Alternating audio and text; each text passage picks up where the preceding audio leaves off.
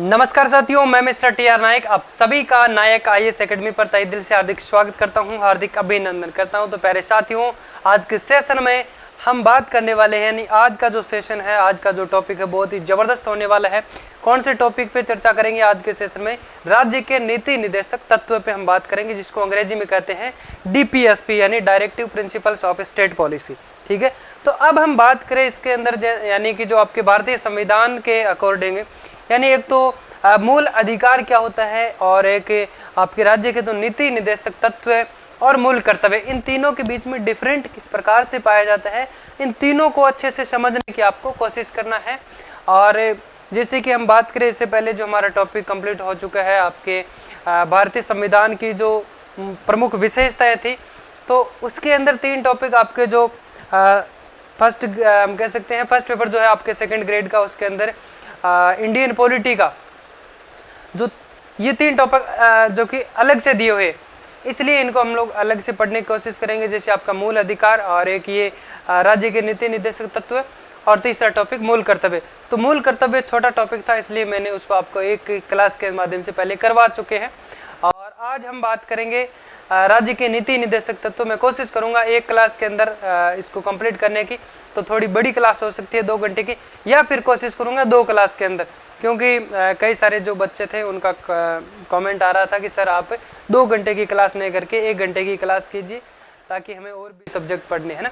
तो इस प्रकार से देखो कि आप सभी की जो बातें हैं उनको मद्देनजर रखते हुए मैं आप सभी के लिए काम करूँगा। और तो इसी के साथ में सेशन को स्टार्ट करते हैं। ठीक है, तो मैं आशा करता हूँ जो भी पीछे हम लोगों ने जो भी सेशन किया है, जो भी क्लास किया है, जो भी टॉपिक हम लोगों ने पढ़ा है, उन सभी के बारे में आप लोग हैं जो कि अच्छे से पढ़ करके आए होंगे। और कहीं ना कहीं हम बात करें तो जो इंडियन पॉलिटी है, इसमें टॉपिक सब डिफरेंट नहीं होता है।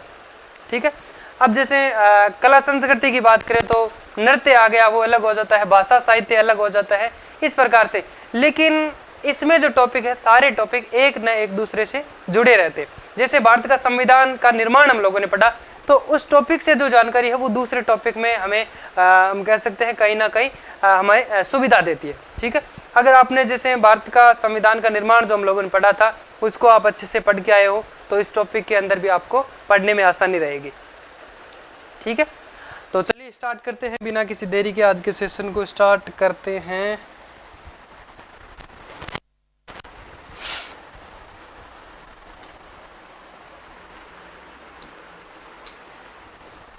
देखो, सबसे पहले आप समझने की कोशिश कीजिए कि राज्य के नीति निदेशक तत्व क्या होते हैं और मूल अधिकार क्या होते हैं। ठीक है, एक हम बात करेंगे मूल अधिकार। जैसे ये टॉपिक हमारा कंप्लीट हो जाएगा, उसके बाद में हम मूल अधिकार पे चर्चा करेंगे। एक मूल अधिकार है, एक है राज्य के नीति निदेशक तत्व,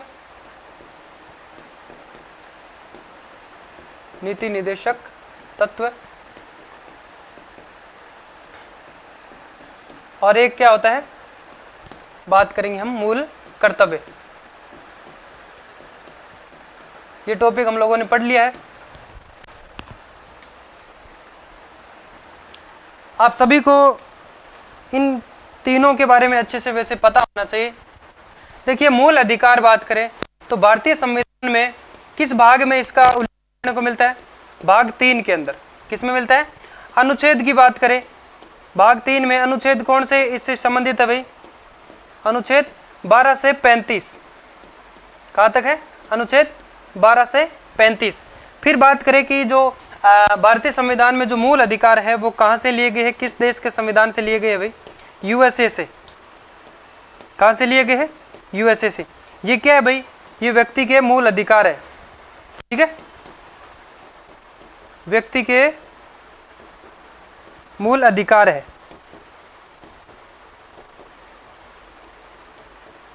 क्या इसके लिए, यानी इसका अगर हम कह सकते हैं हनन हो रहा है, तो क्या इसका उल्लंघन करने पे, मूल अधिकारों का उल्लंघन करने पर क्या कर सकते हैं? क्या न्यायालय में चुनौती दे सकता है व्यक्ति? फिर बात करें राज्य के नीति निदेशक तत्व, इसको अंग्रेजी में क्या कहा जाता है? डीपीएसपी, डायरेक्टिव प्रिंसिपल्स ऑफ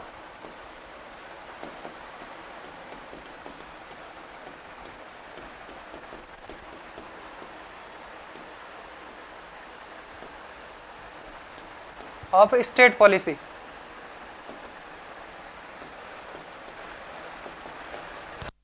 क्या कहते हैं, कई बार आपको ऑप्शन के अंदर ऐसे डायरेक्ट नाम भी देखने को मिल सकता है, डीपीएसपी यानी directive principles of state policy, जिसको क्या कहते हैं हिंदी में, राज्य के नीति निर्देशक तत्व। इतना भी देखने को मिल सकता है, नीति निर्देशक तत्व। ठीक है, और यहाँ पे हो गया मूल कर्तव्य, जिसको क्या कहते हैं, फंडामेंटल ड्यूटीज, और इसको कहते हैं अंग्रेजी में फंडामेंटल राइट। अब बात करें डीपीएसपी यानी जो आपके राज्य के नीति निर्देशक जो तत्व है, इनका संविधान के अंदर कौन सा भाग है, भाग 4। ठीक है, और अनुच्छेद की बात करें, अनुच्छेद की बात करें तो 35 तक यहाँ आ गया, 36 से 51 कहाँ तक हो गए, अनुच्छेद 36 से 51। ये कहाँ से लिए गए भाई, आयरलैंड के संविधान से।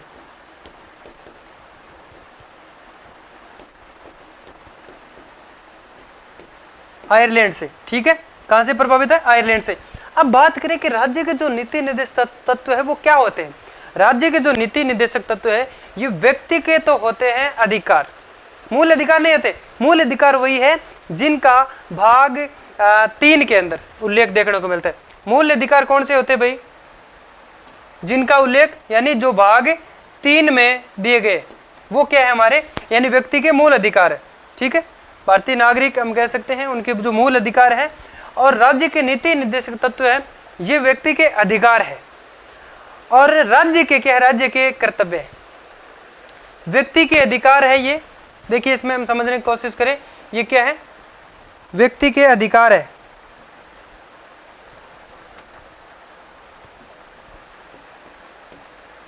व्यक्ति के अधिकार है, और राज्य के क्या है, राज्य के कर्तव्य। ये चीज लिखनी नहीं है, एक बार केवल समझने की कोशिश करें। यानी हम कह सकते हैं राज्य के मूलभूत है। मूलभूत का मतलब यानी राज्य अगर किसी भी प्रकार से राज्य के अंदर जैसे कि सरकार की बात करें, किसी प्रकार की सरकार की जैसे की बात करें, तो वो सरकार हम कह सकते हैं नीति निर्देशक जो तत्व है उनके अकॉर्डिंग, उनको मद्देनजर रखते हुए, उनको मूलभूत रूप से हम कह सकते हैं मद्देनजर रखते हुए कार्य करती है। इसलिए राज्य के क्या है, ये कर्तव्य है, और व्यक्ति के क्या है, ये अधिकार है। ठीक है, बाकी इनको हम आगे धीरे धीरे अच्छे से, मैं आप सभी के लिए एक पीपीटी लेकर के आया हूँ, उसके माध्यम से अच्छे से पढ़ाने की कोशिश करूँगा, और मैं आशा करूँगा कि आपको अच्छे से समझ में आएगा। और अगर किसी प्रकार से, किसी कारण से अगर आपको कोई भी चीज़ जहाँ पे आपको समझ में नहीं आए, जहाँ पे भी आपको कोई भी प्रकार से डाउट लगे, तो आप मुझे दोबारा पूछ सकते हैं, कमेंट बॉक्स में बता सकते हैं कि सर ये चीज़ हमें समझ में नहीं है, मैं पुनः समझाने की कोशिश करूँगा। ठीक है, तो यहाँ तक समझ में आ गया। फिर बात करते हैं मूल कर्तव्य, जो हम लोगों ने टॉपिक पहले पढ़ लिया है। वैसे हमको सबसे पहले मूल अधिकार पढ़ने चाहिए थे, क्योंकि 12 से 35 जो अनुच्छेद आते हैं, इसके बाद में 36 से 51 आते हैं आपके राज्य के नीति निर्देशक तत्व, उसके बाद मूल कर्तव्य। लेकिन ये छोटा टॉपिक था, इसलिए मैंने मूल कर्तव्य पहले पढ़ा दिया है। फिर आज ये पढ़ेंगे, इसके बाद में मूल अधिकार पढ़ेंगे। ठीक है, तो मूल कर्तव्य की बात करें, मूल कर्तव्य ये संविधान में कब जोड़े गए भाई? क्या मूल संविधान के अंदर मूल कर्तव्यों का उल्लेख है? नहीं है, मूल संविधान में मूल कर्तव्यों का उल्लेख नहीं है। किस संविधान संशोधन के तहत मूल कर्तव्य जोड़े गए? 42वें संविधान संशोधन 1976 के द्वारा मूल कर्तव्य को जोड़ा गया। कितने मूल कर्तव्य जोड़े गए? 10 मूल कर्तव्य। उसके बाद में 2002 में कौन सा संविधान संशोधन हुआ था? 86वां संविधान संशोधन 2002 के द्वारा 11वां मूल कर्तव्य जोड़ा गया, जो कि शिक्षा से संबंधित था कि 6 से 14 वर्ष के बालकों को उनके माता पिता के द्वारा शिक्षा देना उनका मूल कर्तव्य है। ठीक है, इनका भाग 4 क ये जोड़ा गया। ठीक है, और अनुच्छेद की बात करें 51 क या ए भी लिख सकते हैं हम। ये कहां से लिए गए भाई? ये है सोवियत संघ से। सोवियत संघ जिसको क्या कहते हैं वर्तमान में? रूस। क्योंकि सोवियत संघ एक हम कह सकते हैं सामूहिक रूप से एक नाम था और उसका अब विघटन हो गया, इसलिए अब इसका नाम गया यानी रूस। ठीक है, ये चीज समझ में आई कुछ आपको? एक बार फिर से हम बात कर सकते हैं। मूल अधिकार जो कि जिनका उल्लेख भारतीय संविधान में भाग 3 में है, अनुच्छेद 12 से 35 तक जो अनुच्छेद है वो किसके लिए उल्लेख करता है? मूल अधिकार के लिए। ठीक है, उसके बाद में बात करें ये कहाँ से लिए गए हैं? यूएसए से।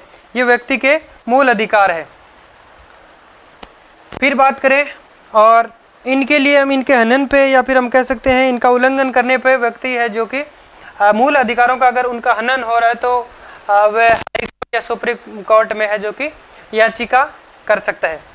और इनके लिए हम कह सकते हैं व्यक्ति किसी भी प्रकार से न्यायालय में नहीं जा सकता, नहीं जा सकता ना, ये गैर न्यायोचित है और अवाद योग्य है। ये कैसे हैं? अवाद योग्य। ये कैसा है? ये वाद योग्य है और ये भी अवाद योग्य है।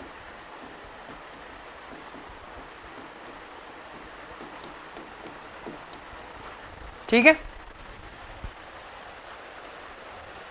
बस ये एक दो बार आप अच्छे से पढ़ोगे तो आपको समझ में आ जाएगा सीक्वेंस से कि भाग 4 किन का उल्लेख करते हैं? डीपीएसपी का अनुच्छेद 36 से 51 और आयरलैंड से लिया गया है, अवाद योग्य है। और उसी अनुसार मूल कर्तव्य की बात करें भाग 4 क जो कि जोड़ा गया था 42वें संविधान संशोधन 1976 के दौरान, और अनुच्छेद 51 क जोड़ा गया। ठीक है, सोवियत संघ रूस से लिए गए हैं और ये अवाद योग्य है। ये क्या है? व्यक्ति के मूल कर्तव्य है।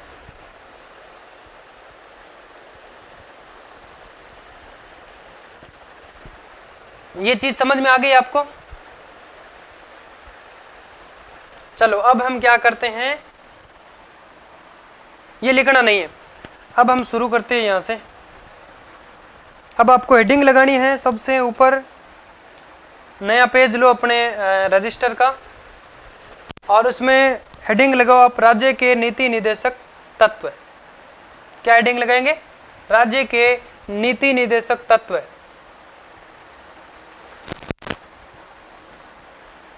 राज्य के नीति निर्देशक तत्व। और लिखना चाहो तो लिख दो आप डीपीएसपी।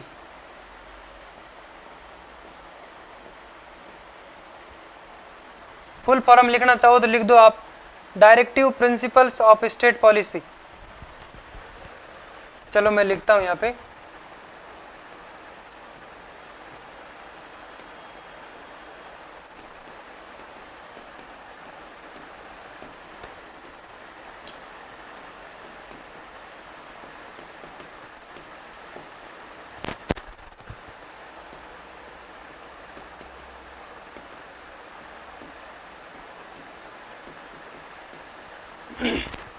ठीक है, लिख दिया राज्य के नीति निर्देशक तत्व। अब इसके बारे में फिर से आप समझने की कोशिश करें, उसके बाद में हम लिखेंगे। देखिए ये राज्य के उद्देश्य है। राज्य के नीति निर्देशक तत्व जो है वो राज्य के उद्देश्य है या फिर हम कह सकते हैं राज्य के लक्ष्य होते हैं। यानी जिस प्रकार से राजस्थान की सरकार की बात करें, क्योंकि हम सेकंड ग्रेड के लिए स्पेशल सेशन की बात कर रहे हैं, तो राजस्थान की सरकार की बात करें तो वो महत्वपूर्ण रूप से कुछ योजनाएं चलाती है। तो वो क्या करती हैं, वो कुछ उद्देश्य होते हैं उनके कि इस प्रकार से लोगों को रोजगार देना है, जनता को रोजगार देना है। जैसे कि मनरेगा है आपके ग्रामीण रोजगार के अनुसार, और शहर के लिए बात करें तो इंदिरा गांधी योजना है। तो इस प्रकार से ये कुछ क्या होते हैं, सरकार के जैसे लक्ष्य होते हैं। ठीक है, अब राज्य की बात करें तो राज्य क्या होता है? किस राज्य की बात करें कि स्टेट की बात करें? चलो इसके बारे में हम आगे समझने की बात करेंगे, कोशिश करेंगे। ठीक है, देखो यहाँ पे एक बार आप ये बात समझने की कोशिश करो कि ये राज्य के उद्देश्य व लक्ष्य है जिनका पालन करना राज्य का कर्तव्य है। क्या भाई? राज्य का कर्तव्य है। और व्यक्ति का क्या? ये व्यक्ति के अधिकार है।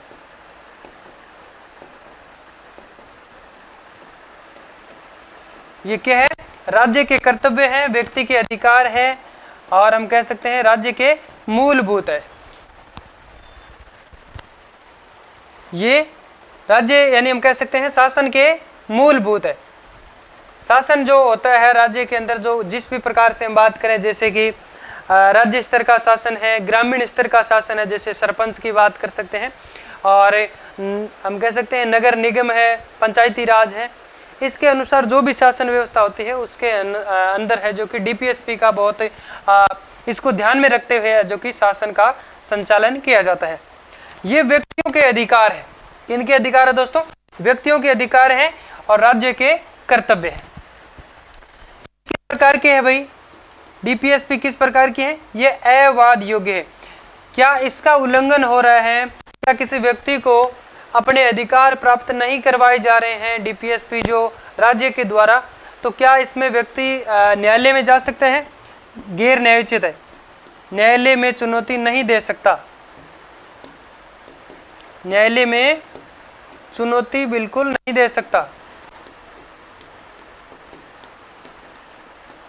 ठीक है, यानी जिसको हम कह सकते हैं गैर न्यायोचित है, या फिर सीधा अवाद योग्य, किसी प्रकार का इस पर वाद नहीं कर सकते। ठीक है, नेक्स्ट बात करते हैं कि इनका जो उद्देश्य है वो सामाजिक व आर्थिक लोकतंत्र की स्थापना कर रहा है। देखिए, एक तो समाज के रूप में और आर्थिक स्थिति से इनका काम ये है, जैसे कि आपके जो स्टेट की जो सरकार होती है उनका काम ये होता है कि सामाजिक स्तर पे उनको रोजगार दिया जाए, और उनको सामाजिक स्तर पे अच्छे से उनको एक साथ में रखा जाए, और आर्थिक स्थिति भी उनकी है जो कि सुदृढ़ की जाए। इसलिए कई सारी जो योजनाएं चलाई जाती है सरकार के द्वारा। तो इस प्रकार के लोकतंत्र की स्थापना करना डीपीएसपी का क्या है दोस्तों? कर्तव्य है। क्या है दोस्तों? डीपीएसपी का कर्तव्य है। इसकी अवधारणा जन कल्याणकारी है, जनता की सेवा करना। कैसी है? जन कल्याणकारी। जैसे कि हम बात करें कोई राज्य के नीति निर्देशक तत्व के अनुसार अगर बात करें तो जैसे राज्य में कई सारी योजनाएं चलाई जाती है। जैसे कोई व्यक्ति है, जैसे उनके पास में खाने पीने के लिए उनके पास में कुछ भी नहीं है, राशन नहीं है, इसलिए सरकार ने जैसे कि वो आपके अन्नपूर्णा योजना भी चलाई थी, और कौन सी इंदिरा गांधी योजना भी है ना वर्तमान में। तो उस योजना के तहत उनको हम कह सकते हैं जनता की जो इनकी अवधारणा मूल रूप से यह है कि जनता का कल्याण किया जाता है किसी न किसी माध्यम से। तो ये इसकी मूल अवधारणा मानी जाती है राज्य के नीति निर्देशक तत्व की। फिर संवैधानिक स्थिति से हम बात कर रहे थे कि इसका उल्लेख किसमें देखने को मिलता है? भाग 4 के अंदर। भाग 4 के अंदर इसका उल्लेख देखने को मिलता है संविधान में। और अनुच्छेद की बात करें तो अनुच्छेद आपके 36 से 51 तक किसका उल्लेख करता है? डीपीएसपी का, भाग 4। ये कहां से लिए गए भाई? ये जो प्रावधान है राज्य के नीति निर्देशक तत्व कहां से प्रभावित है? किस देश के संविधान से प्रभावित है दोस्तों? ये है आयरलैंड के संविधान से प्रभावित है। फिर हम क्या करते हैं, ये जो 36 से लेकर के 51 तक के जो हम कह सकते हैं आर्टिकल हैं, इनको एक एक करके हम अच्छे से पढ़ने वाले हैं। ठीक है, और तो अनुच्छेद 36 के बारे में हम पढ़ेंगे। इससे पहले ये ऊपर की जो भी चीज है ये आपको अच्छे से लिखनी है। ठीक है, फिर इसके बाद में हम अनुच्छेद 36 को स्टार्ट करते हैं। तो ये लिखो आप पहले, अगर आप कहो तो मैं दोबारा आपको बोल कर बता सकता हूं। तो अब आप नोट कीजिए इसको।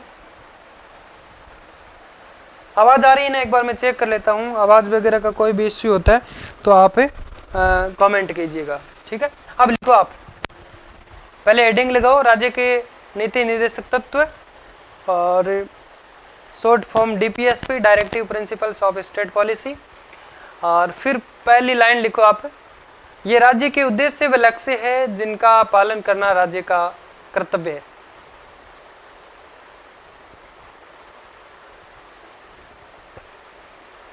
और वहीं पे लिख लो, वह व्यक्ति के अधिकार है।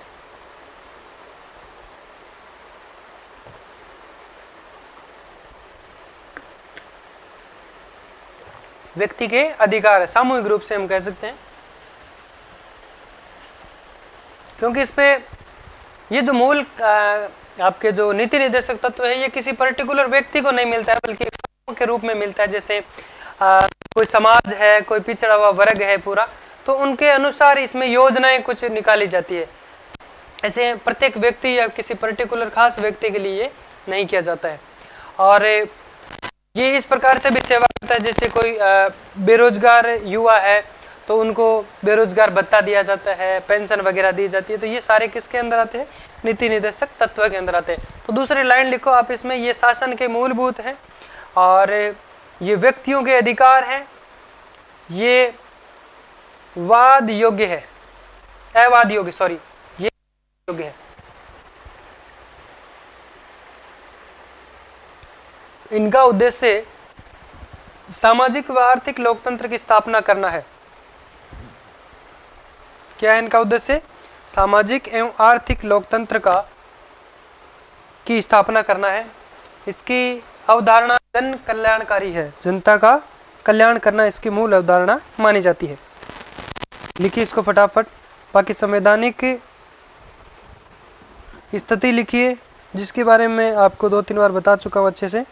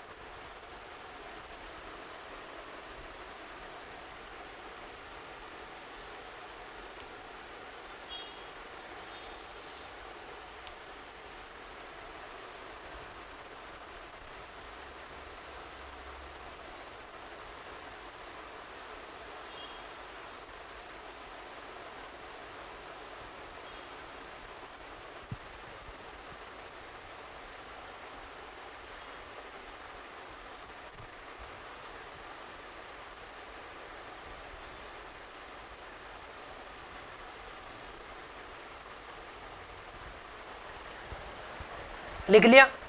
चलो अब नेक्स्ट बात करते हैं हम।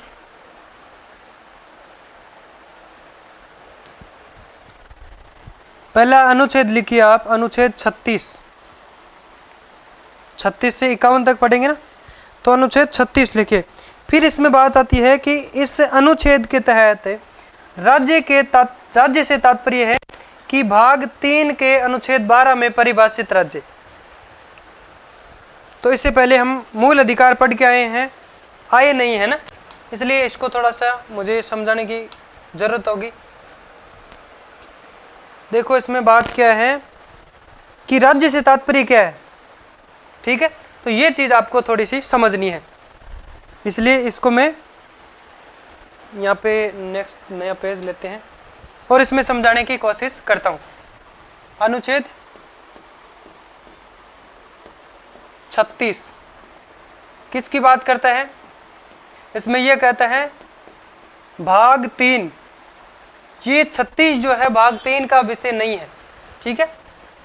अनुच्छेद 36 है जो भाग 3 के अंदर इसका उल्लेख नहीं है। इसमें कहा जाता है कि भाग 3 में जो मूल अधिकार है उसमें दिया गया है अनुच्छेद 12, ठीक है? अब 12 में क्या बताया गया है जो हम आगे पढ़ेंगे। इसमें अनुच्छेद 12 के तहत कहा गया है कि राज्य, देखो राज्य क्या होता है? राज्य का मतलब जैसे स्टेट की बात करें तो ये मतलब नहीं है। राज्य से तात्पर्य क्या है? राज्य से मतलब हम बात कर सकते हैं जैसे कोई ऐसा प्राधिकार जो अपने लिए विधि बना सकता है, स्वयं विधि बना सकता है। जैसे बात करें तो भारत सरकार, भारत की बात करें तो इसमें होता है संसद। ठीक है, संसद विधि बना सकती है ना, तो ये एक प्रकार से हम कह सकते हैं राज्य हो गया। ठीक है, फिर बात करें राज्य सरकार, राज्य की बात करें तो इसमें होता है विधानमंडल।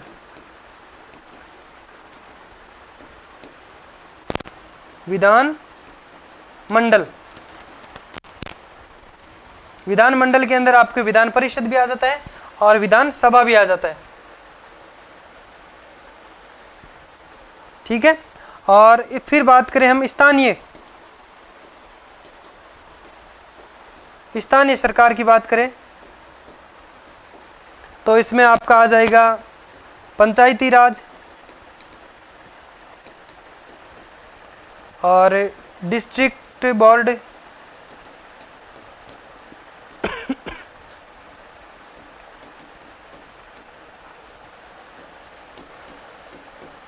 नगर पालिका। ये सब क्या है, ये सब राज्य कहलाते हैं। यानी ये कोई जरूर नहीं है जहां पे भी राज्य शब्द का हम कह सकते हैं नाम आता है, इस हिसाब से नहीं, बल्कि हम कह सकते हैं जो अपने आप में हम कह सकते हैं स्वयं किसी विधि का निर्माण कर सकते हैं, स्वयं किसी विधि का निर्माण कर सकते हैं, वह क्या कहलाता है, राज्य कहलाता है। ठीक है, जैसे संसद भारत के लिए कोई विधि का निर्माण कर सकते हैं, इसलिए वो क्या है, ये राज्य है एक तरह से। ठीक है, राज्य के अंदर बात करें विधानमंडल, यानी इसमें विधान परिषद और विधानसभा, ये दोनों इसमें हम कह सकते हैं नियम बना सकते हैं, तो वह ये क्या है, एक तरह से राज्य कहलाते हैं। स्थानीय सरकार में पंचायती राज और हम कह सकते हैं डिस्ट्रिक्ट बोर्ड है, नगर पालिका है, यानी नगरीय जो निकाय है, इन दोनों के लिए अलग अलग, जैसे नगर पालिका अपने शासन के लिए कोई नियम बनाती है तो ये नगर पालिका क्या कहलाती है, अपने क्षेत्र के लिए ये राज्य कहलाता है। ठीक है, यानी इसके अंदर राज्य के जो नीति निर्देशक तत्व की हम बात कर रहे हैं, इसके अकॉर्डिंग इसमें ये आपके अनुच्छेद 12 जो हम पढ़ेंगे मूल अधिकार के अंदर, वो बात करता है कि राज्य से तात्पर्य क्या है। ठीक है, तो आप ये बात मत समझिए कि पंचायती राज में जो कोई नियम बनाना है तो ये जैसे राज्य जो स्टेट है, जैसे राजस्थान की बात करें तो वो कोई नियम बनाएगा वही राज्य का नियम कहलाता है, ऐसा नहीं है। बल्कि पंचायती राज अपने स्तर पे स्वयं किसी भी प्रकार का जो हम कह सकते हैं नियम बना सकती है, वही राज्य कहलाता है। अब फिर से इसमें बात करें तो इसमें और क्या क्या चीज़ आ जाती है, जैसे कि सरकारी विश्वविद्यालय है, सरकारी विश्वविद्यालय ये अपने आप में नियम बना सकते हैं ना। ठीक है, तो ये भी राज्य कहला गए। और सरकारी बैंक है, जैसे SBI है और ONGC है, ये आपके, और आपके BSNL है, भारत संचार निगम लिमिटेड। इस प्रकार से ये जो भी प्राधिकार है अन्य प्राधिकार के अंदर आ जाता है, ये सारे के सारे राज्य कहलाते हैं। कौन नहीं बना सकता, जो प्राइवेट, जो हम कह सकते हैं प्राइवेट विश्वविद्यालय है, वो सरकारी हम कह सकते हैं वह संप्रभु निकाय नहीं है। ठीक है, और जो अपने आप में स्वतंत्र है, विधि का निर्माण कर सकता है, अपने डिपार्टमेंट के लिए जो नियम बना सकता है, वह राज्य कहलाता है। ठीक है, ये मैं आशा करता हूँ ये चीज़ आपको समझ में आ गया कि राज्य का मतलब स्टेट ही नहीं होता है, बल्कि राज्य का मतलब वह प्राधिकार या फिर वह निकाय होता है जो अपने आप में किसी विधि का निर्माण कर सकता है, उसमें लागू कर सकता है। ठीक है, तो वह राज्य कहलाता है। जैसे कि मैंने आपको समझाने की कोशिश की, राज्य से तात्पर्य है जो भाग 3 के अंदर उल्लेखित जो 12वां अनुच्छेद कहता है, तो 12वें अनुच्छेद में क्या लिखा गया है कि भारत सरकार, भारत बराबर संसद और राज्य बराबर विधानमंडल और स्थानीय सरकार बराबर आपके जो डिस्ट्रिक्ट बोर्ड है, नगरीय निकाय है, स्थानीय आपके जो पंचायती राज निकाय है, तो ये इसके अंदर शामिल होते हैं राज्य के अंदर। ठीक है, तो अब आप इसको लिखने की कोशिश करें, ये चीज़ लिखो। अब आप ये समझ में आ गया आपको। अगर नहीं आया तो आप बता दीजिए, और फिर भी अगर नहीं आया तो हम क्या करेंगे, इसको मूल अधिकार पढ़ेंगे, उसमें आपको समझ में आ जाए, क्योंकि उसमें हमें डीपली लिखना पड़ेगा। अनुच्छेद 36 लिखो आप। इस अनुच्छेद के तहत बस केवल ये कलाई नहीं लिखनी है। इस अनुच्छेद के तहत राज्य से तात्पर्य है, ये चीज आपको मूल अधिकार में पढ़नी पड़ेगी। भाग 3 में कौन सा आ जाता है, मूल अधिकार। मूल अधिकार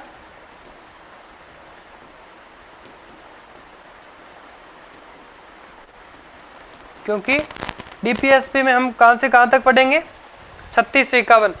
तो भाग 3 मूल अधिकार के बारे में बात करता है। अनुच्छेद 12 उसमें परिभाषित जो राज्य है उससे तात्पर्य है कि राज्य क्या होता है।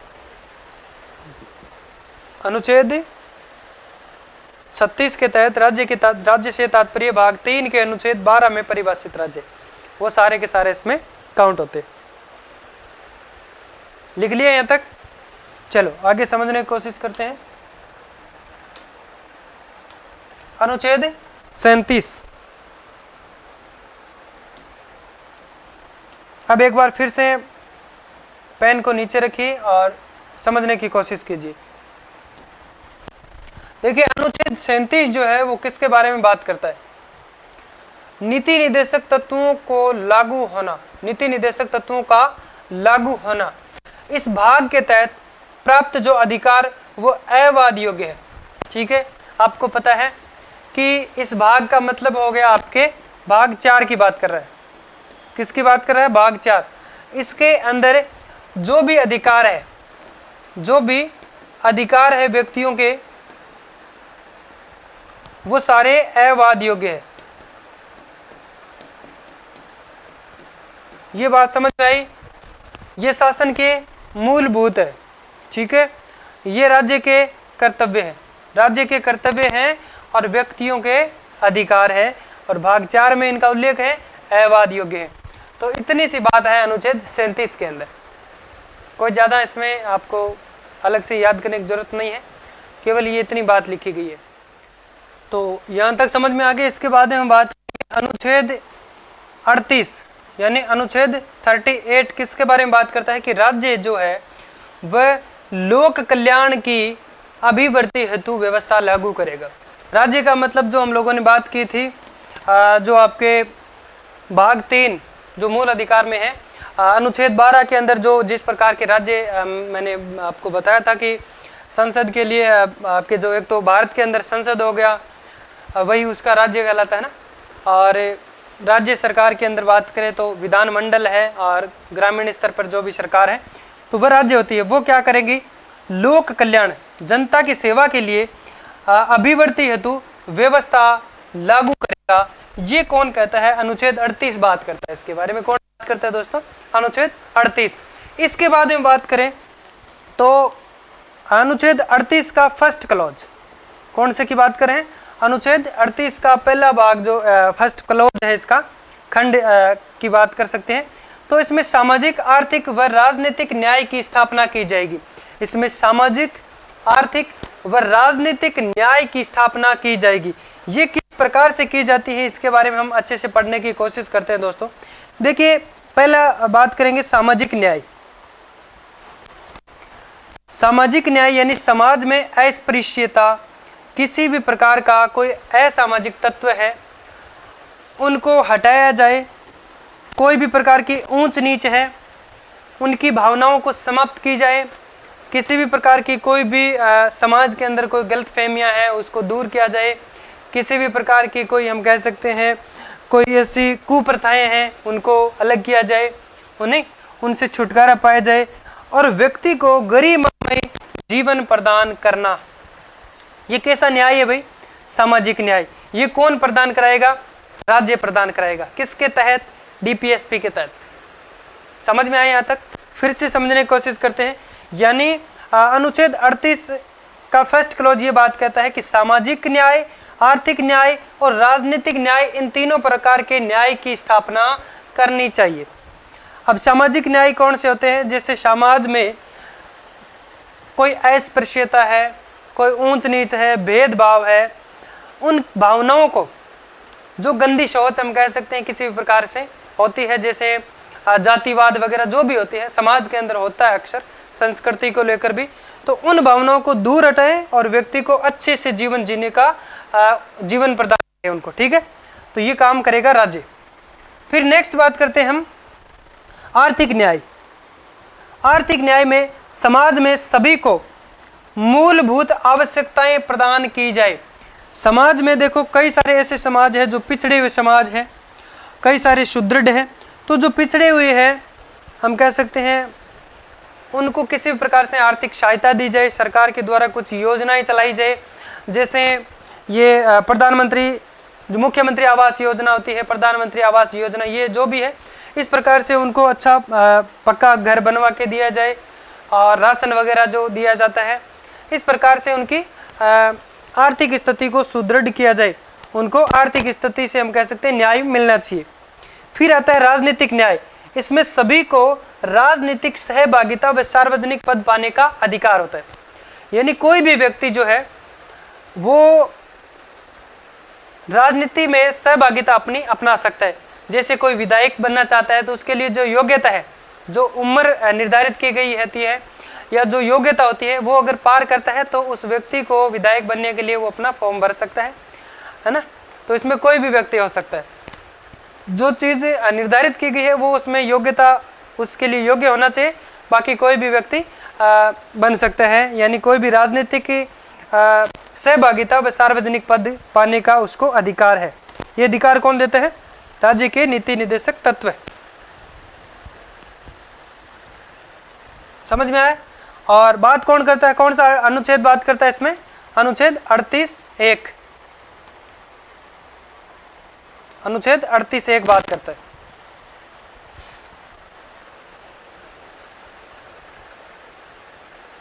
अब इसको आप लिखिए।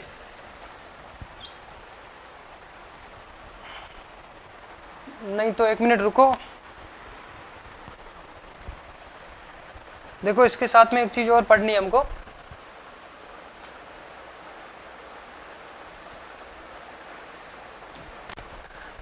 अनुच्छेद 38(2) किसके बारे में बात करता है?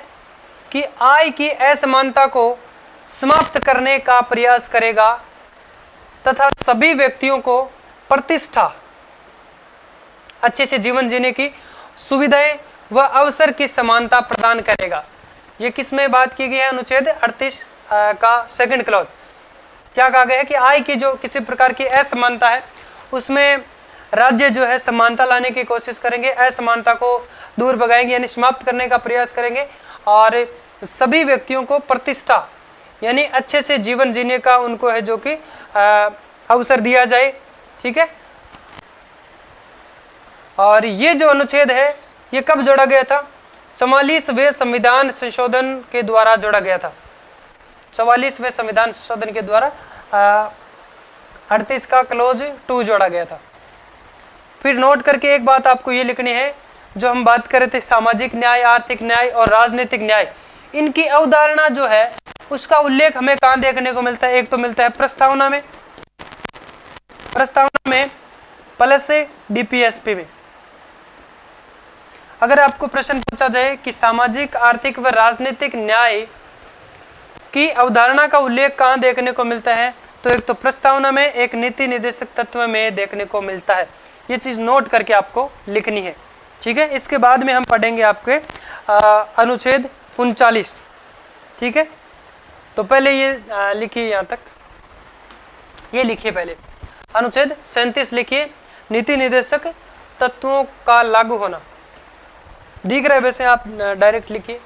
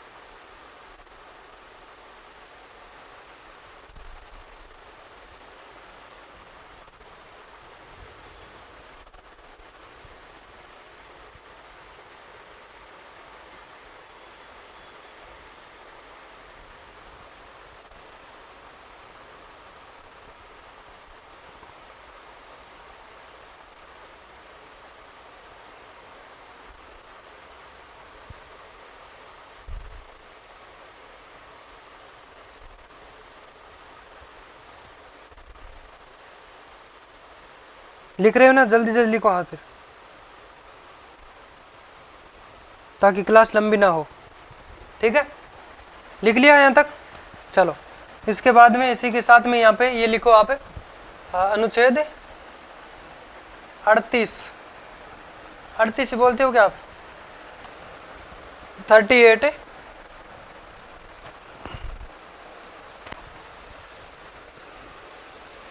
अनुच्छेद 38 का सेकंड क्लॉज आय की असमानता को समाप्त करने का प्रयास करेगा तथा सभी व्यक्तियों को प्रतिष्ठा, सुविधा व अवसर की समानता प्रदान करेगा। किसी प्रकार की समान रूप से सुविधा दी जाए, सबको अवसर दिया जाए कुछ भी करने का, और सबको प्रतिष्ठा, स्वतंत्र जीवन जीने को का अवसर दिया जाए। ठीक है ना?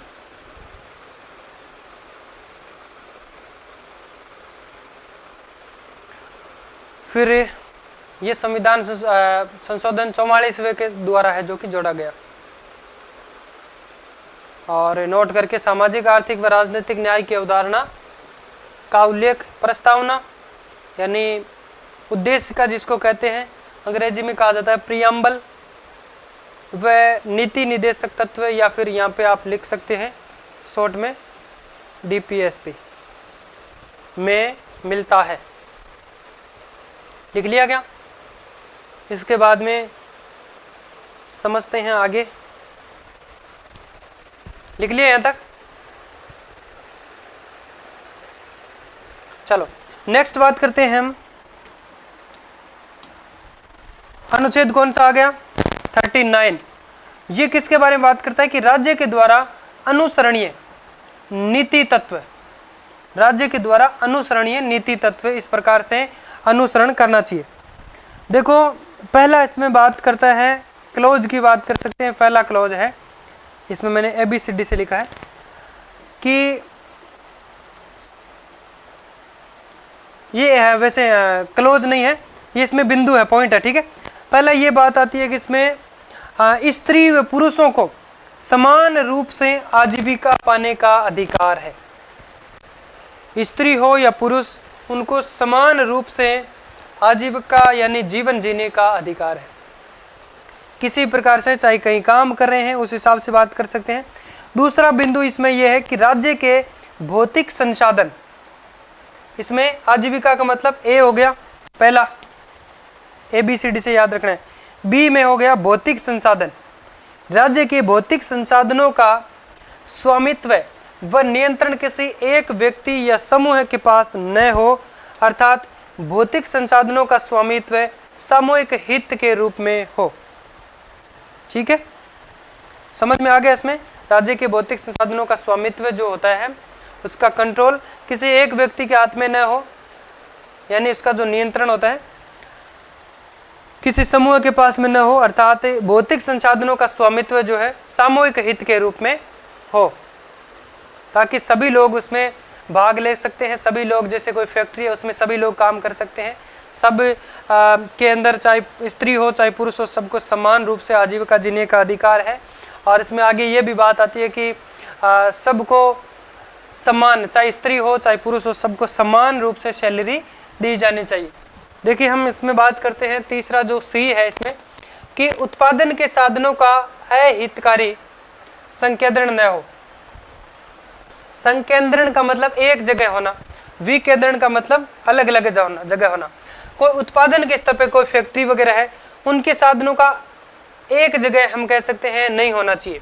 ठीक है, और फिर D के अंदर बात करते हैं कि स्त्री पुरुषों को समान कार्य के लिए समान वेतन मिलना चाहिए। ये कौन बात करता है? आर्टिकल 39, स्त्री पुरुषों को समान कार्य के लिए समान वेतन।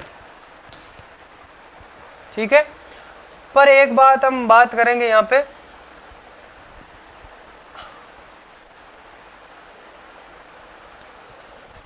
जैसे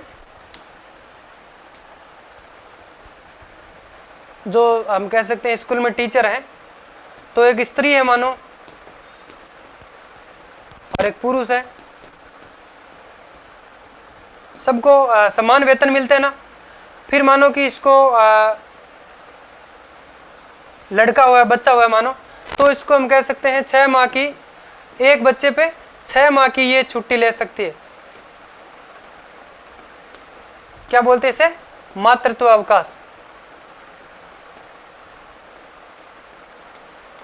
कितनी माह की? 6 माह की। और दूसरा बच्चा होता है तो भी 6 माह की छुट्टी ले सकती है। इसके बाद में CCL लेती है, यानी जब तक उसका बच्चा 18 वर्ष का नहीं होता है तब तक वो छुट्टी ले सकती है। जैसे हमारे भी स्टाफ में ऐसा था कि उनके लड़का जो है वो 10वीं क्लास में पढ़ता था, तो उन्होंने CCL लिए रखी थी, मतलब छुट्टी ली जाती है कि उनको बच्चे का भविष्य के लिए हम कह सकते हैं उनका अच्छे से उनको उनकी केयर की जाए, है ना, तो वो CCL ली जाती है। और पुरुष की बात करें तो अगर ये क्या ले सकते हैं, इनको 15 दिन की छुट्टी मिल सकती है, पितृत्व अवकाश। चलो कुछ तो मिला, सुना है क्या आपने? पितृत्व अवकाश 15 दिन का मिल जाता है। तो आप कौन सा लेने वाले? 6 महीने वाला या फिर 15 दिन वाला? कौन सा भी हो, ठीक है ना। तो इसमें बात करें तो ये तो जो वेतन की बात कर रहे थे यहाँ पे, बाकी इसको आगे समझेंगे हम। और चाहे कहीं पे भी कोई व्यक्ति अगर प्राइवेट के अंदर काम कर रहा है या सरकारी के अंदर, तो उनको जैसे कोई महिला है, प्रसूता हम कह सकते हैं, अगर हम कह सकते हैं उनको, चलो समझते हैं उसको, ठीक है। प्रसूता के लिए उनको अवकाश दिया जाता है, अवसर दिया जाता है, चाहे वो कहीं पे भी काम करते हो। ये उसका एक DPSP के तहत राज्य का कर्तव्य है, ठीक है। तो अब इसमें बात करते हैं, नोट लगा के इसमें एक चीज लिखनी है आपको कि रामधारी सिंह बनाम भारत संघ मामले में इस तत्व को संवैधानिक अधिकार माना गया। रामधारी सिंह बनाम भारत संघ, बनाम का मतलब आप समझते हो ना, वर्सेज होता है। भारत संघ मामले में इस तत्व को क्या घोषित कर दिया गया था? संवैधानिक अधिकार माना गया था। 5वां है ई, आर्थिक कठिनाई के कारण बच्चों व महिलाओं की अवस्था का दुरुपयोग न हो। आर्थिक स्थिति से जो हम बात कर रहे थे यहाँ पे जैसे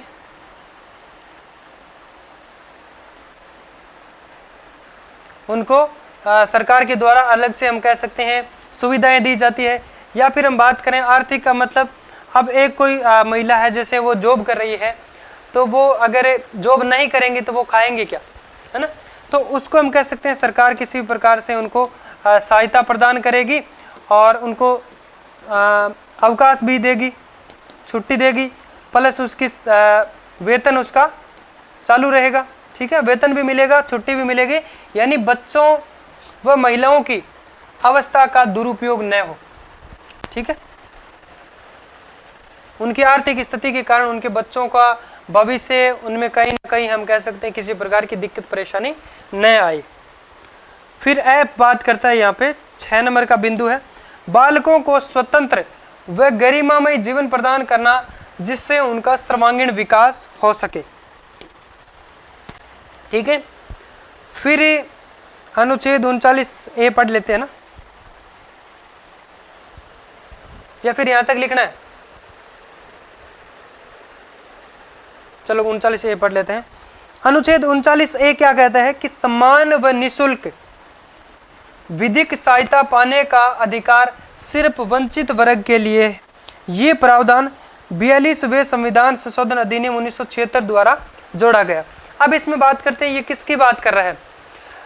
अनुच्छेद 39 का ए बात करता है कि सम्मान व निःशुल्क, समान रूप से या हम कह सकते हैं फ्री में विधिक सहायता पाने का अधिकार सिर्फ वंचित वर्ग के लिए है। ये किस प्रकार से? जैसे कि मानो कोई गरीब व्यक्ति है, ठीक है, अब उसके खिलाफ हम कह सकते हैं किसी प्रकार की कोई दिक्कत परेशानी आ गई। अब वह व्यक्ति क्या कर सकता है? न्यायालय में जैसे कि उनको पेश किया गया, अब उनके पास में पैसे नहीं है, इसलिए वह वकील कहाँ से लाएगा, ठीक है। तो विधिक सहायता जो है DPSP के तहत उनको राज्य प्रदान करेगा उनको सरकारी वकील दिया जाएगा। उनका केस कौन लड़ेगा? सरकारी वकील। इसमें क्या होता है कि कई बार उनके पास में आर्थिक स्थिति उनकी जो है कमज़ोर होने के मुताबिक उनका वकील नहीं होता है, इसलिए इनको हम कह सकते हैं कई सारी जो सजाएं हैं वो भुगतनी पड़ती है। इसलिए सरकार उनके लिए DPSP के तहत उनको कुछ सुविधाएं देती है कि उनके लिए वकील होगा सरकारी, और उनको सहायता प्रदान की जाएगी, उनका केस लड़ा जाएगा, और उनको है जो कि अगर निर्दोष है तो उनको बाहर निकाला जाएगा। ये सिर्फ किसके लिए है भाई विधिक सहायता? ये सिर्फ वंचित जो वर्ग है, पिछड़ा वर्ग की बात कर सकते हैं, ठीक है, जिनकी आर्थिक स्थिति वगैरह जो भी है उनके लिए ये सहायता की गई है। और ये संविधान संशोधन आपके जो 42वां संविधान संशोधन 1976 के अंदर है जो कि जोड़ा गया था। ठीक है, चलो अब आप लिखने की कोशिश करें, उसके बाद में हम पढ़ेंगे आर्टिकल 40 जो कि किसका संविधान कहलाता है? महात्मा गांधी का अनुच्छेद कहलाता है। किस प्रकार से कहलाता है भाई? अनुच्छेद 40 जो है महात्मा गांधी का अनुच्छेद इसलिए कहलाता है क्योंकि उसमें महात्मा गांधी ने कहा था कि जो हम आपके जो स्थानीय क्षेत्र है उसके अंदर भी एक सरकार का होना जरूरी है। इसलिए उन्होंने पंचायती राज के बारे में कई टाइम पहले है जो कि चर्चा की थी, और राजीव गांधी ने भी हम कह सकते हैं उस पर पंचायती राज को लागू करने का उसके लिए कई सारे जो विधेयक लाए थे, लेकिन उनके सरकार के टाइम में वो असफल प्रयास रहा। ठीक है, तो पहले आप लिखिए आर्टिकल 39 राज्य द्वारा अनुसरणीय नीति तत्व। चलो इसको लिखिए, उसके बाद में आगे बढ़ते हैं और अनुच्छेद 40 पढ़ते हैं।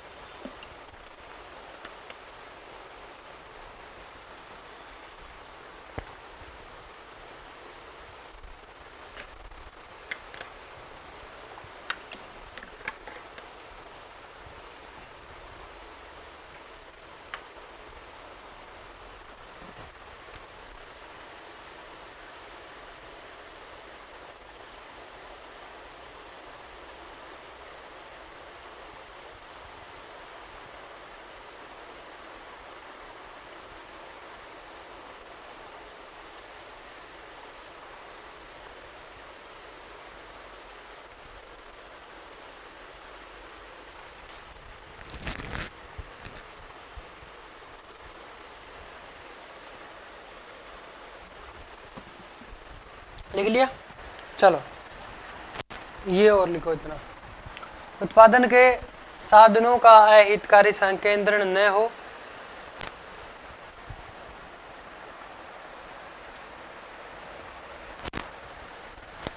स्त्री पुरुषों को डी लगा के लिखो, स्त्री पुरुषों को समान कार्य के लिए समान वेतन देना चाहिए। वेतन इतना लिखना, स्त्री पुरुषों को समान कार्य के लिए समान वेतन। और फिर नोट लगा के एक चीज़ लिख दीजिए, एक केस था इसमें रामधारी सिंह बनाम भारत संघ मामले में इस तत्व को संवैधानिक अधिकार माना गया। फिर ई के अंदर लिखना आपको, आर्थिक कठिनाई के कारण बच्चों व महिलाओं की अवस्था का दुरुपयोग न हो और बालकों को स्वतंत्र व गरिमामय जीवन प्रदान करना जिससे उनका सर्वांगीण विकास हो। अनुच्छेद 39A समान व निःशुल्क विधिक सहायता पाने का अधिकार किसके लिए? सिर्फ वंचित वर्ग के लिए। कोष्टक में लिख दो सिर्फ वंचित वर्ग के लिए। नेक्स्ट इसी में लिखो, इसके नीचे ऐसे करके लिखो, ये प्रावधान 42वें संविधान संशोधन 1976 द्वारा जोड़ा गया, या कोष्टक करके लिख दो जो भी।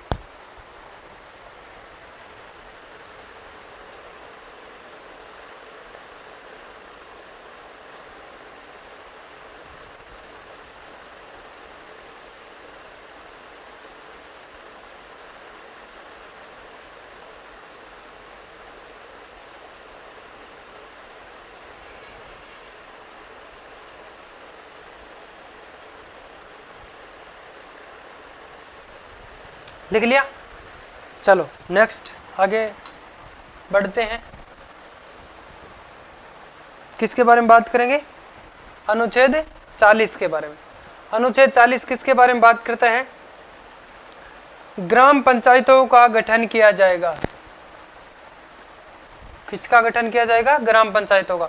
तो पंचायती राज के बारे में हम लोगों ने बात की थी अच्छे से, एक राजस्थान पॉलिटी के अंदर हम लोगों ने बात की थी, राजस्थान राज व्यवस्था में। ठीक है, पंचायती राज जो कि आपके स्थानीय ग्रामीण, एक तो 73वां संविधान संशोधन हम लोगों ने पढ़ा था, एक 74वां संविधान संशोधन जो कि नगरीय निकाय के बारे में बात करता है, और ग्रामीण निकाय के बारे में ये 73वां संविधान संशोधन हम लोगों ने पढ़ा था। ठीक है, और अब इसमें बात करते हैं कि राज्य के द्वारा ग्राम पंचायतों का जो गठन है, किसके द्वारा? राज्य के द्वारा ग्राम पंचायतों का गठन उन्हें करके उन्हें स्वायत्त शासन की इकाई के रूप में गठित किया जाएगा। ठीक है, भारत में पंचायती राज जो है उनकी व्यवस्था का जो आरंभ अगर बात करें तो 2 अक्टूबर 1959 को कहाँ पे किया गया? राजस्थान की अगर बात करें उसमें तो नागौर के बगदरी नाम के स्थान पर है जो कि किया गया था। किसके टाइम में किया गया था? सरकार किसकी टाइम थी इस टाइम राजस्थान में? मोहनलाल सुखाड़िया इस टाइम में सीएम थे राजस्थान में, यानी मोहनलाल सुखाड़िया राजस्थान के सीएम थे उस टाइम। हम बात करें 1959 में, 2 अक्टूबर 1959 के अंदर राजस्थान के नागौर जिले के बगदरी नामक स्थान पर है जो कि पंचायती राज व्यवस्था का आरंभ किया गया। फिर बात करें तो राजीव गांधी के समय में एक तो 64वें और 65वें संविधान संशोधन, ठीक है, कॉन्स्टिट्यूशन जो अमेंडमेंट आया था उसमें राजीव गांधी की सरकार के टाइम में पंचायतों को संवैधानिक रूप से दर्जा देने का जो उनका प्रयास किया गया, लेकिन वो प्रयास है जो कि असफल रहा था। ठीक है, और उसके बाद में किस संविधान संशोधन के द्वारा है जो कि 73वें, ये संविधान संशोधन दोनों है जो कि 1992 की है। 73वां और 74वां संविधान संशोधन जो है वो 1992 का है।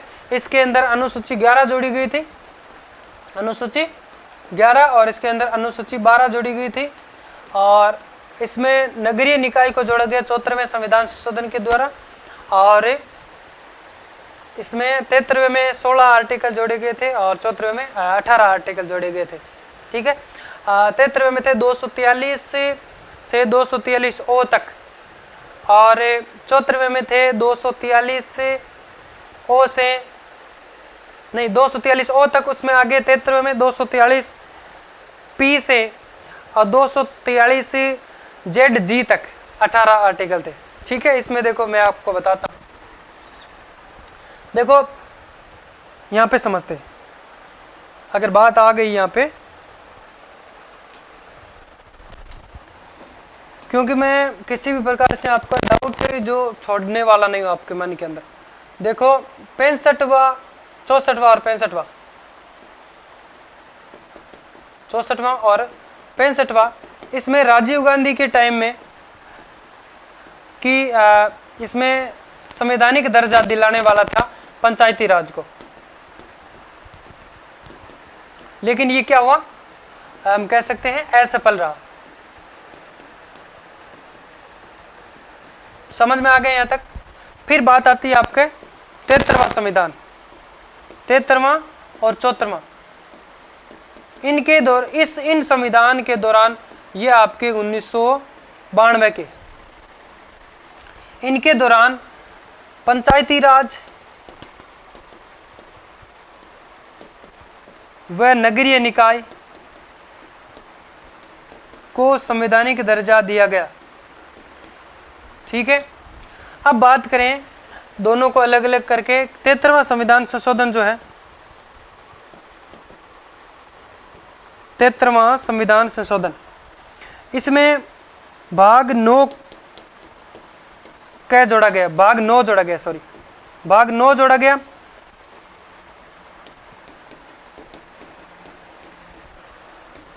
और 11वीं अनुसूची,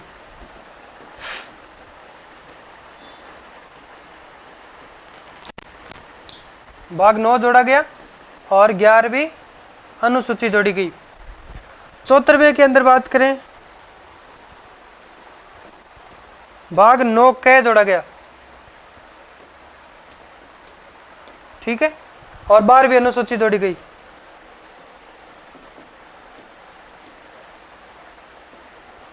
इसमें कुल 16 आर्टिकल जोड़े गए। बात की थी हम लोगों ने, पढ़ा था अनुच्छेद, कुल 16 अनुच्छेद जोड़े गए थे। कहाँ से कहाँ तक? 243 से लेकर के 243 ओ तक। कितने होते हैं? ओ कितने पे आता है? 15 पे आता है ना, तो 15 प्लस 243, ये कितने हो गए? 16 हो गए ना। फिर बात करते हैं 74वें संविधान संशोधन के अंदर। 74वें के अंदर कुल 18 अनुच्छेद जोड़े गए। अब ये कहां से कहां तक थे? 243 ओ तक आ गए इसमें। अब इसमें आएगा 243 पी से, 243 पी से 243 जेड, 26 तक आ गया जेड जी।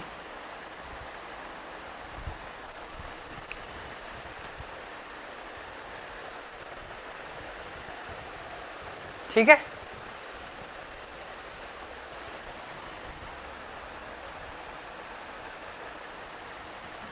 ये कितने होंगे? कुल 18 आर्टिकल हो गए।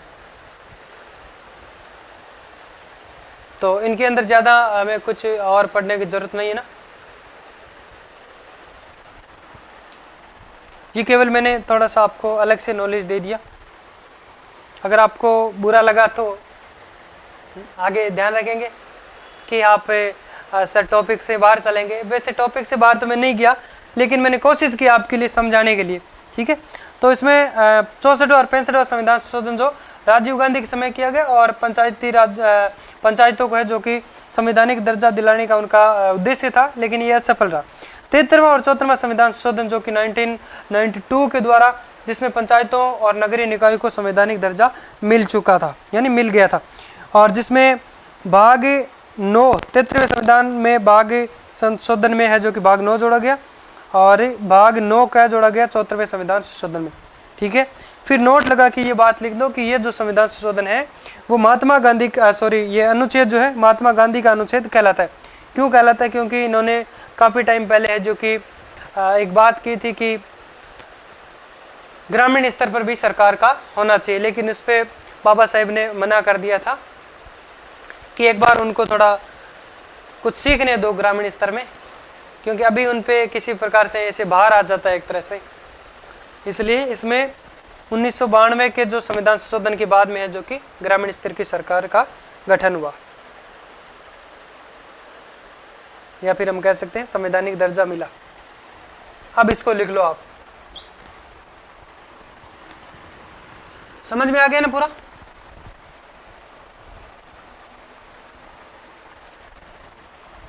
लिखो।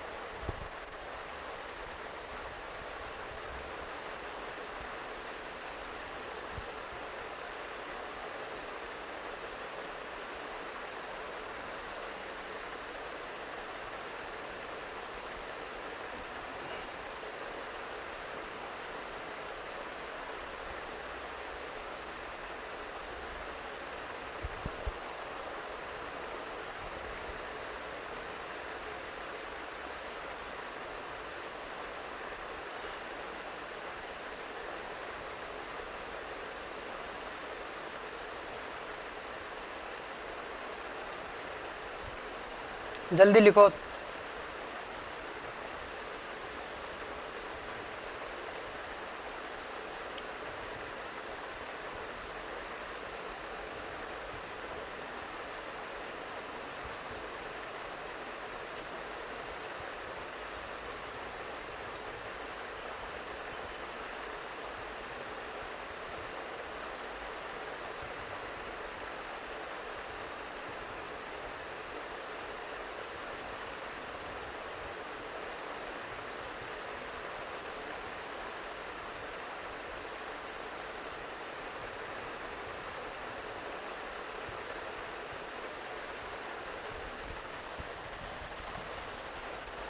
लिख लिया क्या? बोलो एक बार। अनुच्छेद 40 में ग्राम पंचायतों का गठन किया जाएगा। राज्य द्वारा ग्राम पंचायतों का गठन करके उन्हें स्वायत्त शासन की इकाई के रूप में गठित किया जाएगा। भारत में पंचायती राज व्यवस्था का आरंभ 2 अक्टूबर 1959 को नागौर के बगदरी नाम स्थान से आरंभ किया गया, यानी मोहनलाल सुखाड़ी सरकार के समय। 64वां और 65वां संविधान संशोधन, इस टाइम राजीव गांधी सरकार के द्वारा पंचायतों को संवैधानिक दर्जा दिलाने की कोशिश की गई, असफल प्रयास रहा। 73वें 74वें संविधान संशोधन 1992 द्वारा पंचायतों व नगरीय निकायों को संवैधानिक दर्जा दिया गया, जिसमें भाग 9 प्लस और भाग 9 क जोड़ा गया। इस अनुच्छेद को महात्मा गांधी का अनुच्छेद भी कहते हैं। इस अनुच्छेद को महात्मा गांधी का अनुच्छेद कहते हैं। इसके बाद में हम बात करते हैं अनुच्छेद 41 की बात करते हैं। अनुच्छेद 41,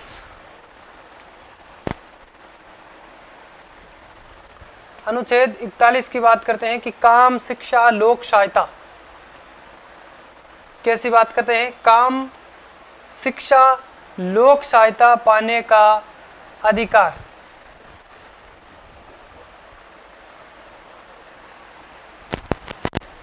देखिए, राज्य जो होता है वो अपनी आर्थिक सीमा में रहकर, ऐसा नहीं है कि राज्य के पास में जो बजट होता है उससे बाहर चला जाए। राज्य के पास में बजट, वैसे हम कह सकते हैं लोक कल्याण के लिए बजट कम नहीं पड़ेगा, अन्य कार्य के अंदर नहीं लगाओ, है ना, और आलतू फालतू की चीज़ में मत लगाओ। और राज्य के अंदर हम कह सकते हैं लोक कल्याण की, हम कह सकते हैं सहायता के लिए लगाओ। तो राज्य जो अपनी आर्थिक सीमा में रहकर काम, शिक्षा, यानी जिसको हम किसी को हम कह सकते हैं रोजगार देना, ठीक है, और जो बेरोजगार होते हैं उनको क्या मिलता है? सरकार भत्ता नहीं देती क्या बेरोजगारों को?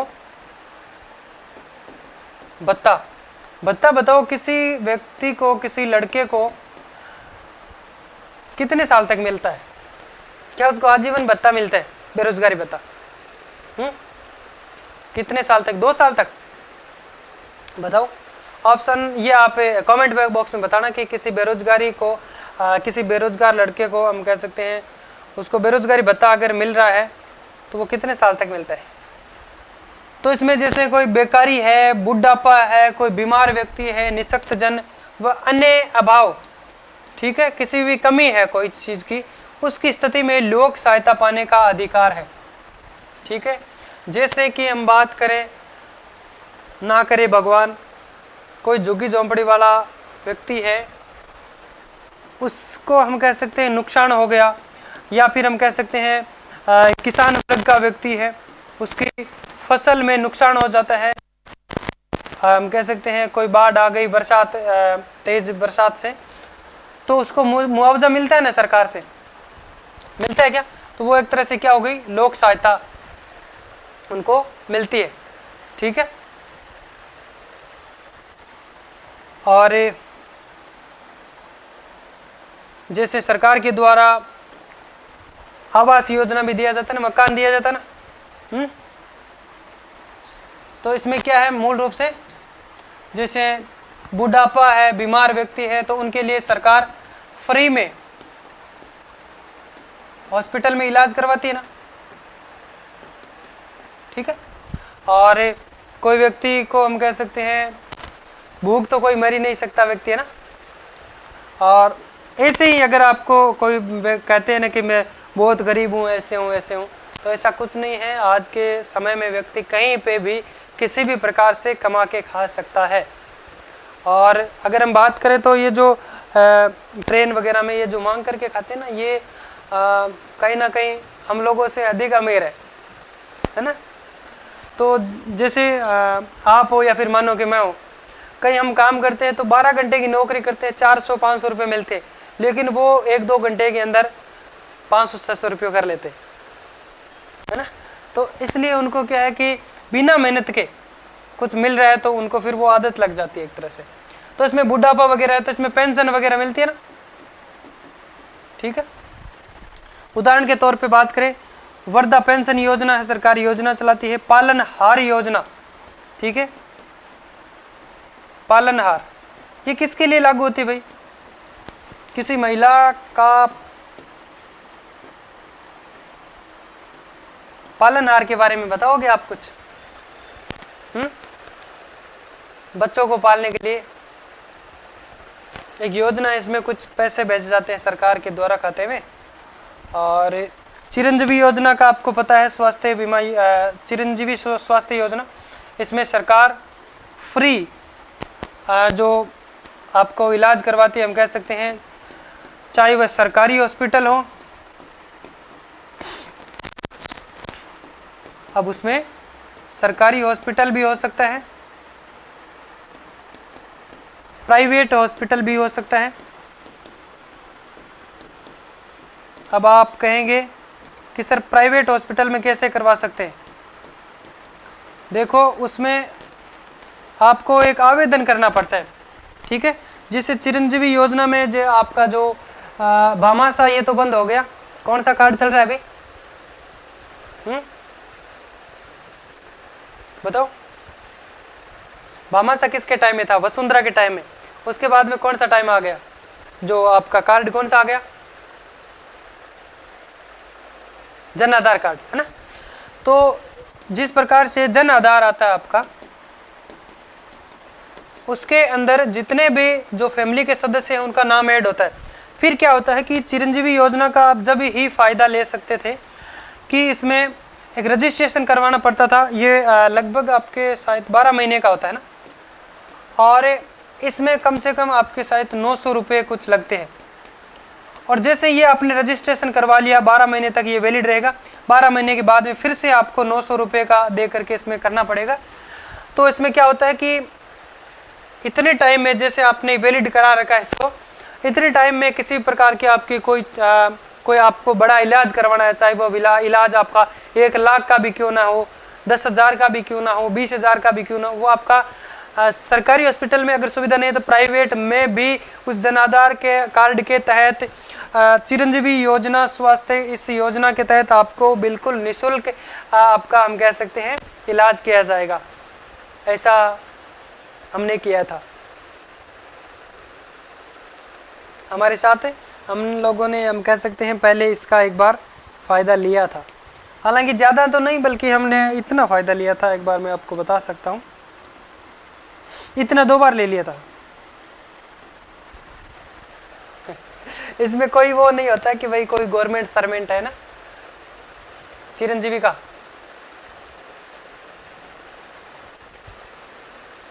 हालांकि होता है गवर्नमेंट सर्वेंट का, लेकिन ये जन आधार कार्ड से हम कह सकते हैं, इसमें ये बस रजिस्ट्रेशन करवाया होना चाहिए और ये वैलिड होना चाहिए, ठीक है। तो इसमें फ़ायदा मिल जाता है, क्योंकि अब प्राइवेट हॉस्पिटल है तो क्या उसमें जो पैसा है उनको सरकार से मिल जाता है। जितने मतलब 20,000 का आपका इलाज फ्री किया ना, तो 20,000 हमारे तो नहीं लगे, बल्कि सरकार से उनको मिल जाते हैं हॉस्पिटल वालों के, ठीक है। फिर अनुच्छेद 42 की बात करते हैं।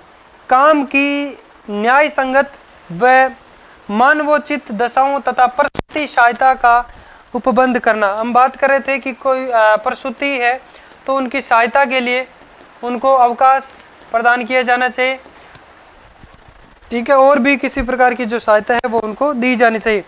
जैसे हम कह सकते हैं, ये अधिनियम कब का है?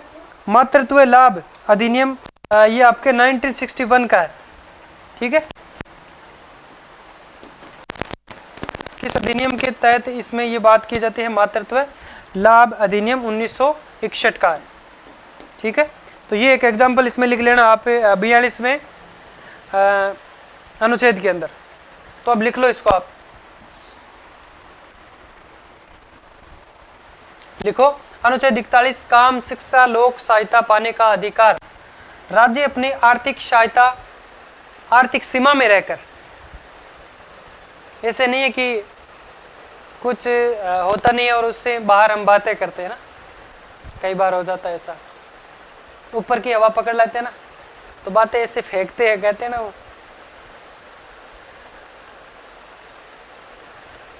लिखो इसमें, राज्य अपनी आर्थिक सीमा में रहकर काम, शिक्षा व बेकारी, बीमारी, निःशक्त जन, बुढ़ापा व अन्य अभाव की स्थिति में लोक सेवा पाने का उनको अधिकार है, लोक सहायता पाने का अधिकार।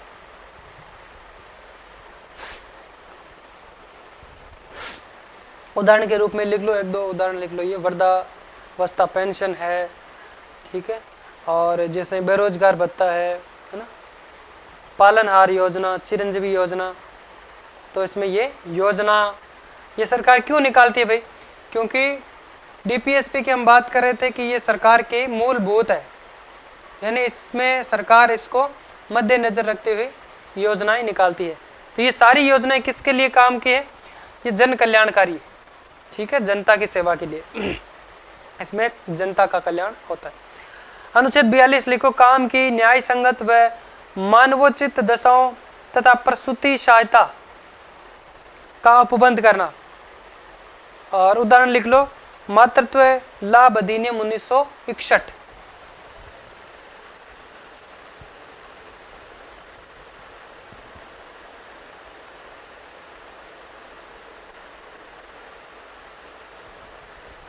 लिख लिया? चलो नेक्स्ट, अनुच्छेद 43 की बात करते हैं।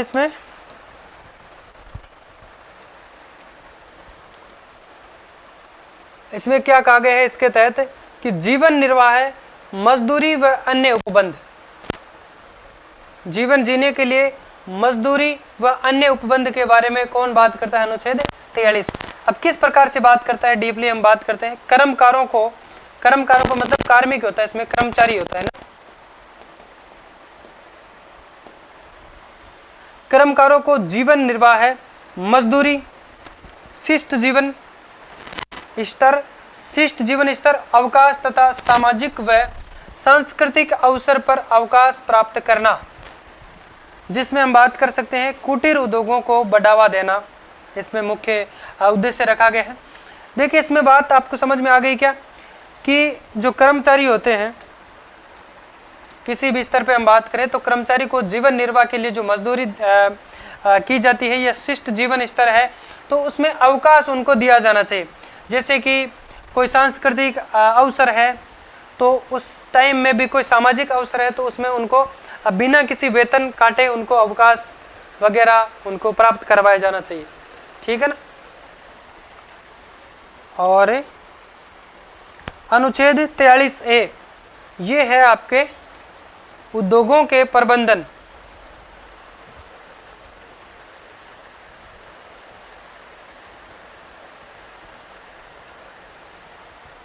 उद्योगों के प्रबंधन मंडल में मजदूरों का प्रतिनिधित्व सुनिश्चित करना, ये प्रावधान 42वें संविधान संशोधन द्वारा है जो कि जोड़ा गया। अब इसको देखो, आप समझने की कोशिश करो 43A के बारे में। ये कब जोड़ा गया? 42वां संविधान संशोधन के द्वारा जोड़ा गया। इसमें ये कह रहा है अनुच्छेद 43A, ये कहता है कि उद्योगों के प्रबंधन में, जैसे कोई उद्योग है उसमें संचालन के लिए उसके अंदर जो मजदूर वर्ग है, ठीक है, ये दो मजदूर जो वर्ग है, इनमें से किसी एक व्यक्ति को हो सकता है या फिर अन्य कोई व्यक्ति हो सकता है, उनको एक प्रतिनिधित्व के रूप में उसको चुना जाना चाहिए। जैसे कोई एक फैक्ट्री है, ठीक है, उसमें मानो कि 50 मजदूर काम कर रहे हैं और उन मजदूरों के बीच में कोई प्रकार का एक प्रतिनिधित्व नहीं होता है, तो उनकी बात को कोई सुनता नहीं है। और जिस प्रकार से उनका फैक्ट्री का मालिक मानो, ठीक है, उसका बॉस होता है, तो वो अपने हिसाब से काम करता रहता है और वो उनको किसी भी उनकी समस्या का पता भी नहीं चलता है। इसलिए क्या कहा जाता है, जैसे कॉलेज के अंदर एक अध्यक्ष होता है, वो क्या करता है कि छात्रों की जो समस्या है उनको सुन करके और कुलपति के सामने रखता है, ठीक है, जैसे हम यूनिवर्सिटी की बात करें, और फिर उनकी समस्या को सुना जाता है। लेकिन डायरेक्ट कुलपति को नहीं पता चल सकता कि बच्चों के जो यूनिवर्सिटी में क्या चल रहा है, किस प्रकार की धरातल पे एक तरह से काम करने वाला जो व्यक्ति होता है ना, वास्तविक कार्यपालिका कह सकते हैं, ठीक है। तो इस प्रकार का एक प्रतिनिधित्व सुनिश्चित करना होना चाहिए। तो मजदूरों के अंदर जैसे इन्हीं मजदूरों में से किसी एक को अध्यक्ष बना दिया मानो, अब ये क्या करेगा, इनके हित में इनकी जो बातें हैं ये ला करके है जो कि इसमें रखेगा, समझ रहे हो ना। इनकी जो भी परेशानी है उनको वहाँ पे उठाएगा और इनके जो समस्या है उनका समाधान भी करेगा, ठीक है। और ये संविधान संशोधन 42वें संविधान संशोधन द्वारा जोड़ा गया था ये आर्टिकल। फिर 43B की बात करते हैं, सहकारी समितियों को बढ़ावा देना। ये प्रावधान आपके 97वां संविधान संशोधन के अंदर 2011 के द्वारा जोड़ा गया था। 97वां संविधान संशोधन 2011। अब ये क्या कहना चाहता है 43B के अंदर, देखो इसमें एक बार राजस्थान सरकार के द्वारा भी ये योजना चलाई गई थी कि सहकारी समितियों को बढ़ावा देना। इसमें क्या होता है, जैसे कि एक बार फिर ये योजना आगे चलाई नहीं गई, क्या किया जाता है कि 300 सदस्यों की, जैसे महिलाओं की बात करें 300 सदस्यों की एक समिति बना दी जाती है, ठीक है। और इन 300 सदस्यों में से और जो भी महिला यानी जो स्त्री है वो सदस्यता अगर लेती है तो उनको कितने रुपए देना पड़ेगा, 75,000 सदस्यता के रूप में, या फिर हम कितना भी मान सकते हैं। एक साधारण रूप से आप समझने की कोशिश करें, यानी एक समिति का गठन किया जाता है हर राज्य के अंदर। बात करें राज्य का मतलब मैंने आपको बता दिया किस प्रकार से जो समझ सकते हैं। तो उसके अंदर एक मानो कि 300 सदस्यों की समिति बनाएगी, उसमें प्रत्येक सदस्यता के लिए सदस्यता लेने के लिए 75,000 जमा करेंगे। ये सारा टोटल आंकड़ा जो हम कह सकते हैं, सारा जो पैसा जमा हो गया, फिर क्या कर सकता है, इनमें से इन्हीं महिलाओं में से, इन्हीं सदस्यों में से कोई व्यक्ति लोन के रूप में इसमें से पैसा ले सकता है। इस समिति में से लोन ले सकता है, कोई अपना धंधा चला सकता है, ठीक है ना, कोई अपना व्यवसाय कर सकता है। फिर जैसे जैसे पैसा वापस आया उस धंधे से वापस उसमें दे दिया, फिर उस पैसे से कोई दूसरी महिला ने अपना काम शुरू कर लिया। इस प्रकार से क्या हो जाता है, कहा जाता है कि 43B के अंदर राज्य जो उनको सहायता प्रदान करता है या फिर ऐसी समितियों को बढ़ावा देता है। ये संशोधन 2011 में 97वें संविधान संशोधन द्वारा ये आर्टिकल जोड़ा गया था। अब इसको लिखने की कोशिश करें, ठीक है। मैं आशा करता हूँ कि ये चीज़ आपको समझ में आ गई, कुछ भी नहीं रहा होगा ऐसा कि जो समझ में नहीं आया। लिखो इसको, अनुच्छेद 43 जीवन निर्वाह, मजदूरी व अन्य उपबंध।